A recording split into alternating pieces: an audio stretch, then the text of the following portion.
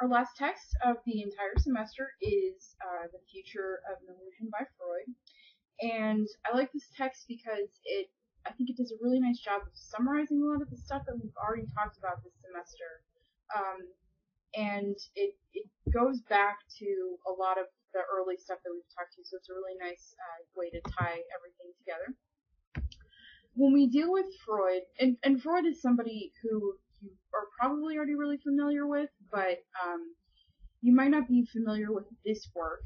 So we're looking specifically at not just sort of the psychoanalytic perspective of Freud, although that's a huge part of what we're looking at, but we're also looking at Freud's views on religion in the Western world. But the essential questions that we deal with when we look at this text, first and foremost, are the question of how we access, explain, and interpret all of the stuff in the back, buried underneath the surface of our minds. Like we refer to the subconscious or the unconscious today, anything that's not immediately obvious to us. So that includes anything that we're not aware of, feelings, emotions, all of that stuff that goes on in our mind. How do we access that? How do we figure out what it is, what it means, why we're thinking those things? In order to do that, we have to look at the composition of the human mind and determine whether the composition of our brains is biological or if it's socially determined or if it's a mix of both. And finally, I know that this question doesn't look like it follows from all of them, but I will show you how it does. We're going to look at how we can explain the origins of religious belief. And that's, according to Freud, we can do that by looking at the human mind. And ultimately, we're going to ask if religious belief is good for us or if it's harmful, and whether or not it's good for society. So I'll begin by talking a little bit about psychoanalysis as a therapy, as a therapeutic practice, and also as a scientific theory. Freud's theory of psychoanalysis totally carries on the legacy of the Enlightenment because its emphasis is on our ability to rationally understand the world and ourselves as a part of the world, and also improve the human condition through that understanding. So when we looked at some earlier texts, especially Descartes' Discourse on Method, right? Descartes is trying to give us this sort of way of understanding the universe and ourselves within that universe as a way of improving the universe, right? Making things better. Freud is specifically trying to examine the role that nature plays within the human mind. And on Freud's view, nature is just that stuff, right? That unconscious stuff in our brains, those instinctual drives, the stuff that we're not immediately aware of. Freud wants to see how that kind of stuff determines how we function in the world.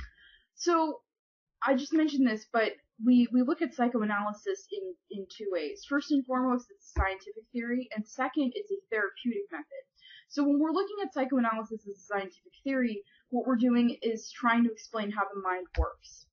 Second, when we look at psychoanalysis as a therapeutic method, this is when we take that information about how the mind works and try to access the buried under the surface stuff. So the therapeutic aspect of psychoanalysis is what allows an individual to become aware of the unconscious stuff, that buried under the surface, those motives and forces that actually play a really crucial role in our lives that we're just not actually aware of. So this picture is from like this comic about Freud, and I think it fits really well here, where he says, I must explore, I must determine the nature of this place. So one thing that we've looked at already this semester is Dostoevsky, and I want to tie Freud back to Dostoevsky because I think that they have two really similar pictures of what the human mind looks like, although I don't think that they arrive at the same conclusion about what the human experience should be. So remember that Dostoevsky has this view that humans are like 20% rational, but 80% other stuff, right? Instincts and drives and emotions, feelings, stuff like that cannot be explained through reason. Freud's investigation, likewise, seeks to show that humans are not these totally rational creatures, but that to a large degree we are governed by these non-rational forces. They are forces in our unconscious. They are instinctual forces, but they make up a large part of what we are. So remember that psychoanalysis, as both a scientific method and a method of therapy, is that rational process that brings all of these forces into the light of consciousness, so that the patient can ultimately confront them and no longer be dominated by them. So this is where Freud and Dostoevsky differ, because for Freud, even though we are 80% instinctual, unconscious, irrational humans, what he thinks we can do is overcome that 80% and become these totally rational individuals. Kind of like Descartes, who thinks we are just 100% rational. Dostoevsky thinks that we should embrace that 80% of ourselves. So the way that, you know, they diverge in believing that even though we have like the same chemical makeup, Freud thinks that this is something that we can fix, and Dostoevsky thinks that this is something we shouldn't even try to fix. Remember also that Freud is, I don't think people like to think of him as a scientist these days, because what he's doing isn't really reminiscent of a lot of what we think of science right now. But Freud very much thinks that he's a scientist. So being a scientist, he's also a causal determinist, and that means that he just believes that all events arise from causes that can explain them, as long as we know what the causes are. And those events include mental activity. So even stuff that goes on in our unconscious contributes to the motivations for our behavior. So Freud thinks if we can locate them and figure out what's making us tick, we can explain them and overcome them. So, brief history on Freud. He publishes The Interpretation of Dreams in 1899, and this is his first real major foray into the unconscious mind. Freud's theory about dreams is that they are the fulfillment of a wish. And so an example of that is, let's say that I have a dream where I'm flying, and you know, on the surface, it's just like, oh, I want to fly, I want to be like the birds, right? But Freud says there's actually a deeper level to that meaning. So there are two levels to a dream. And when we look at dreams through psychoanalysis, what we do is we start at the manifest content of a dream. That's the stuff that's immediately obvious to us. So I'm sailing above Wesco Hall or whatever. So we start there, and then from that manifest content, we work toward the latent content of the dream. That's what Freud thinks is the truly meaningful aspect of the dream. We do this through various methods. Free association is one of them. So I say a bunch of words, and you tell me what they make you think of. The analyst of the dream is also making interpretations. So that latent level of the dream, Freud believes, consists of these unconscious desires and impulses, which are not, because they're unconscious, they're obviously not admitted to consciousness. So if we can get at the latent content of a dream, then we can grasp the true meaning of that dream. Freud says that most often these wishes are irrational and they are socially unacceptable.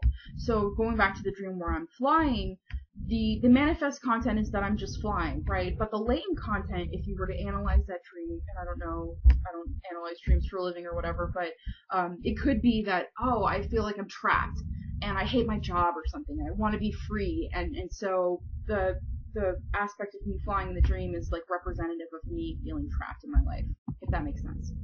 So you've got the interpretation of dreams, and then you have the map of the human mind. I'm going to go over this stuff really quickly because people don't really buy into this anymore. It's important for our purposes because we're looking at this text in a historical perspective, but people have totally discounted Freud in psychology. You don't have a lot of Freudians out there these days. So I'll just walk through this really quickly. You have three parts of the human mind. The first part is the ego, and that's the conscious part of us, the rational part, and what's fully grounded in what Freud calls the reality principle. Ego literally means I, and people, I don't even know if I want to say that people widely believe that this was all that was knowable about the self, but in the past, we didn't exactly think that there was a way to access all of that unconscious stuff. So the ego was what we were, right? So Descartes would say the soul, right, is the I through which I am what I am. But that's not all of what we are. So Freud Freud believes that there's something else, and that's the part that accounts for the irrational unconscious wishes that we have, and that's what Freud calls the id.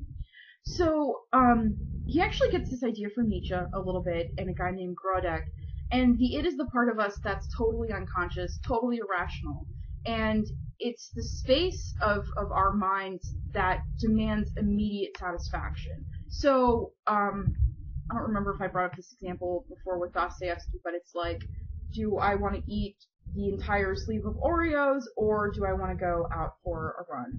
And the unconscious, irrational part of me is, you've got to eat those Oreos because they're delicious, or whatever.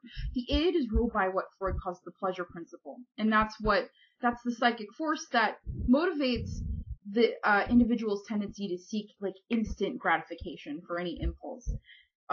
That's present from birth, and it consists of a lot of things. Freud thinks it includes our libido, any aggressive drives that we have, and it has to be expressed somehow, right? So what Freud imagines is that the ego has to mediate between this id, right, this unconscious, irrational part of ourselves, and the rest of the external world.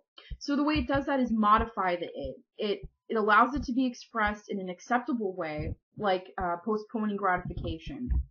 But there's a third part of the mind, and that's what Freud calls the superego, and that's what works in contradiction to the id.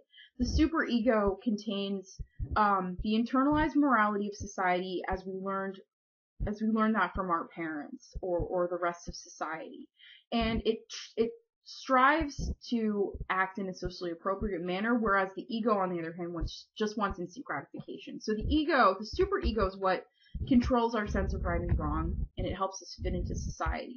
The ego wants to modify the demands of the id to fit society, and the superego is what punishes the ego for preventing the expression of the id. So that's actually what acts as our conscience. It punishes the ego through the guilt that we feel for things that we do, for things that we don't do, things that we merely think.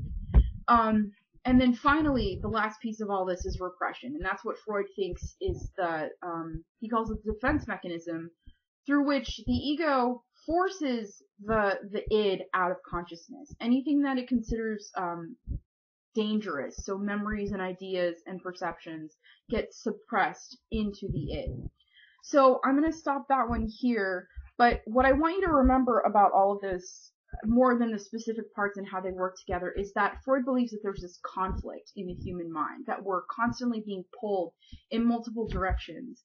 And that conflict, I think, is at the heart of really what he's getting to. And I don't think we have to accept all of Freud's theory to accept that there is some kind of conflict going on in our brains. So I'm going to stop that one here, and then I'll continue.